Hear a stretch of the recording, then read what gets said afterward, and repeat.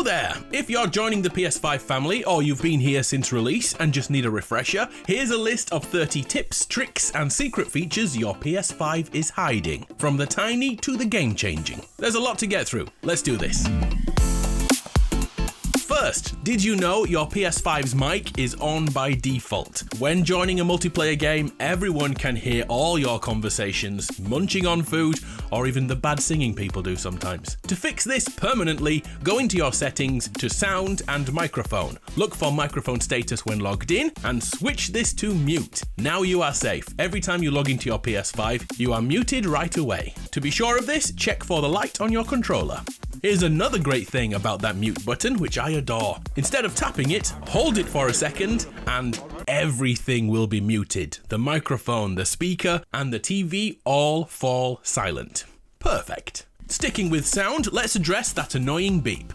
When turning the PS5 on, the default sound is so loud it's enough to get the attention of everyone in the house. Not ideal when you're supposed to be working or studying. And even worse when you're trying to sneak in some gaming at 2 AM. To fix this, go into Settings, System, Beep and Light, and either quieten it down or mute it completely. While here, it's also possible to dim the PlayStation's light. If your PS5 is quite close to the screen, it can be distracting, so drop it down a little. If you're trying to play on your PS5 but don't want to be hassled by friends online, you can simply stop this by pressing the options button on the login screen and select Appear Offline. Now game without anyone bothering you at all. When GTA 6 releases, I'm using this option for sure. A recent update allowed us to look at how many hours we've played on games which we've installed in the bottom right hand corner. But what about the games that aren't currently installed? To see those, press the PlayStation button and go to your profile, move across to games, and here they are. Everything from the early PS4 days all the way up to today. Every hour you've wasted gaming is listed here. It's also possible to compare to other players to try and make yourself feel better or worse about your gaming habit. And speaking of other players, did you know console sharing is a thing? Two accounts can share their games. I use it to let my kids use my games without ruining my progress. To do this, go to Settings, Users and Accounts, Console Sharing and Offline Play. Follow the prompts and the main account can download their games, including PS Plus, and then switch to the second account who can play them without having to buy a second PS Plus account. It's not as good as the old days where we just handed games to each other, but a second account not needing PS Plus is very useful indeed. Have you tried the PlayStation app for your mobile phone? If you don't have it, you really should. Not only is it useful to check out games, see what your friends are playing, and flexing your trophies, it's also linked to all the captures you make on your console. In Settings, under Captures and Broadcast, be sure to turn on Auto Upload. Now back on the app, click this icon at the bottom and switch from the Game tab to the Captures tab. As long as your PS5 was connected to the internet, your last 14 days of share button shenanigans are here. And by clicking on them, a download option will appear. I've actually used this function for YouTube thumbnails in the past. It's a great system. Another reason to have the app is to turn on your PS5 when you're away from home, to seamlessly get gaming with the lads right away. To do this, your PS5 will need to be in rest mode and then simply use the app to choose a game you want and boot it up. When you're home, it will be there patiently waiting for you. An even better reason to do this is for live service games that constantly have updates to download. Whether you're at work, school, or out touching grass, opening the game will trigger the update, saving you an agonizing wait when you get home. Updates are complete, get gaming instantly. That app is also great for another reason, like managing your console storage. By clicking on the settings icon and then storage, the line at the top of the screen indicates your space, and we can switch drives if you've installed an extra one. Every single game installed is listed outlining all the space it's taking up, helping you cut out the unwanted games to free more space for the next Call of Duty update. Wait, there's another reason to use the PS app, and it's for PlayStation Stars. This is effectively a loyalty program for us, which sets campaigns and challenges each month. By completing them, we unlock digital collectables. Look, I have a tiny Shuhei Yoshida and a Venom. Pretty useless, I know, but I do like looking to see what arrives each month, like a paraplegic dog, or whatever the hell this is. Everything we buy on the store gives us points, but there are also ways to get these points for free, like trying the PS Plus games every month. And eventually you'll have enough to cash out for some real store credit, which is how I picked up Balatro last week, and a friend of mine grabbed a bunch of Marvel Rival tokens to buy skins. PlayStation Stars is not setting the world on fire, but it's worth checking out for a few minutes each month. Let's talk about the DualSense battery life for a minute. It isn't the greatest due to all the things it can do, so let's prolong it a little bit. Go over to settings, accessories, controller, and in here it's packed with options, all of which will improve your battery life. Reducing the vibration function, weakening the force feedback on the triggers, or changing the light brightness all contribute to better battery life. And if you only play with headphones on, do yourself a favor and turn off the DualSense speaker. If you can't hear it, it's a waste of battery life. Speaking of battery, your DualSense controller has another great secret, which is a single button press. Hold down the PlayStation button for 10 seconds and that controller is shut down. You'd think this function was perfect for watching films, but it's not. It takes you back to the menu. To turn off your controller while watching TV or a film, tap the PS button, go over to the controller icon and click turn off. Speaking of movies, PlayStation gamers with PlayStation Plus, an app you should definitely download to your console is the Sony Pictures Core app. It's a film and TV service that has paid content, yet if you're a PS Plus subscriber, depending on the tier you have, there's a bunch of movies and shows to watch for free. It's not brilliant, but it's a good option to have if you're sick of gaming for a night. Or maybe you're one of those gamers who found a partner. I'm not jealous, you're jealous. Here's another power saving option you should consider by setting the time until controllers automatically turn off. In settings, go to power saving and it's literally there. Set time until controller turns off. By default, it doesn't shut off. Yet we have the option to go as low as 10 minutes if every morsel of battery life is sacred to you. I'm old school and I still game with a cable plugged in.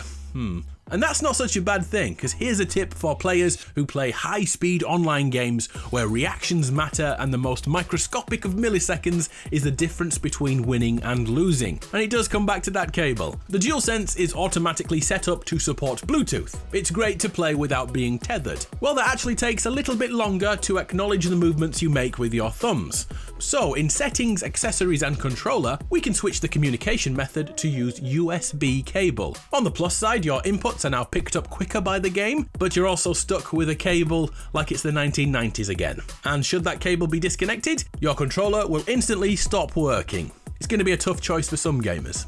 What do you think of the PlayStation 5's home screen? The new Welcome Center has improved things, but there are still some annoyances we can fix in the settings. Like this. When you first start using your PS5, the home screen's ambient sound is great to hear. But let me tell you something, 5 years later and it's overstayed its welcome. Luckily, it can be switched off. The bliss of silence. To do this, go to Settings, Sound, Audio Output and General and turn off home screen music. That's better. The tiles on the home screen show us a dozen apps that we've opened most recently, slowly pushing them to the right until they fall off the screen, lost into the void of video games. To stop this happening to your favourite games, select Keep in Home, and now they'll never leave you again, unlike my dad. Another great way to group games is in the game library by setting up folders, or as the cool kids say it, game lists. It's super easy to shove all PSVR games into one folder, or all PS Plus Essential games for the year, and your OCD will appreciate it. And you can also see how many games you have. For me, it's close to 900. Here's a totally random one. The PS5 DualSense has an inbuilt gyroscope. This can actually be used to write messages. By pressing down the thumbsticks L3 and R3, you'll activate gyro mode, which is harder than typing to be honest, but maybe you have more skill than me. Oh, and while we're here, did you know the touchpad acts like a mouse, a trackpad on a laptop? Skim your finger to touch type. Pretty nifty. One of the coolest things you can do is talk to your PS5. I kid you not. In settings, scroll down to voice commands and enable voice commands. And now say, "Hey PlayStation." If all goes to plan, your console will speak back. "Hey PlayStation, play Spider-Man 2. Here are some matches. Which one do you want? Number 1. Okay. Not bad, not bad. It's pretty basic right now, but let's be honest, it's likely the future. When we tap the PlayStation button, this hybrid menu pops up. By pressing down, we reveal the quick selection bar, loads of links and shortcuts. By pressing options in here, we can modify this menu and prioritize our own setup. If you have no plans to play PSVR, yeet out that icon and get on with your life. If you get invested in that personal assistant on PS5, but don't like saying "Hey PlayStation," there's an icon for that. This bar is for you. Customize it however you please. One of the selling features of the PS5 Pro has allowed a load of games to be enhanced beyond the restrictions of the base PS5 or the Slim models. But how do you actually know which ones they are? Well, luckily it's easy to find by going into the PlayStation Store and scrolling all the way down. A new tile has just been added for PS5 Enhanced Games. Every game that's been enhanced is here, perfect for your new console. Sony are also working on more ways to get these titles to stand out, and in standard gaming searches under the sort function on the left here, there should be one named Supported Features and then PS5 Pro Enhanced. This option will be popping up in our game library later in the year. The PS5 Pro can also enhance PS4 games, but bafflingly, it needs to be added manually. It's easy enough though. Settings, screen and video, and then look for the option to enhance image quality for PS4 games. Toggle this, and if your TV supports it, extra power will be automatically injected into your PS4 library. And finally, any trophy hunters in the house. Did you know if you've played a game and ditched it before unlocking a single trophy, i.e. it's still 0%, you can remove that game from ever existing. Press options, then delete. At the other side of the spectrum is a platinum trophy you're a little ashamed of, probably because the game had jiggle physics. You can click options and privacy settings, which will give you the option to hide games from other people. They'll still be here for you to enjoy, but the rest of the world will never know about my Peppa Pig platinum trophy. Elite gaming, by the way. Another lovely little update added last year was the Wishlist system. We can mark out games like on Steam, and updates will be sent to our welcome dashboard. But the best of all is that you'll be notified when your wishlisted game is on sale. If you like a game, but you don't agree with the price right now, press Wishlist to automatically be told when that price drops. Okay, this is the last one now, I promise. Did you know the PlayStation 5 was updated to support Discord, to allow us to join voice calls that aren't limited to PlayStation only? Great if you want to play with PC and Xbox friends, or just chat while everybody is doing their own thing. First, you'll need to link your Discord account via the PlayStation. That's found in Users and Accounts and Linked Services, just here, and also authorize it too. On the Discord end, you'll need to go into User Settings and click Connections and find the PlayStation icon. Now back on your console, tap the PlayStation button and select the game base, and the fourth option down should be Discord, listing all the Discords you're part of. This can also be done on the Discord app if you prefer. Navigate to the chat you'd like to join, but don't press the Join Voice button. For some reason, the PlayStation function is hidden. To get it, swipe up to see this prompt, Join on PlayStation. Now lock your phone and get chatting on your PlayStation. Easy. Hopefully something in this video was useful to you. I'm Adam, you're awesome, it's been a pleasure. See ya!